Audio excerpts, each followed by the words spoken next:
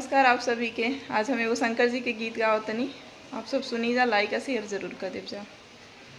खूबे रोवेली हसो सो की रोवेली, खूबे रोवेली हसो सो की रोवेली, गौरा पीसे जाली भंगी यात खूब रोवेली, गौरा पीसे जाली भंगी यात खूब रोएली।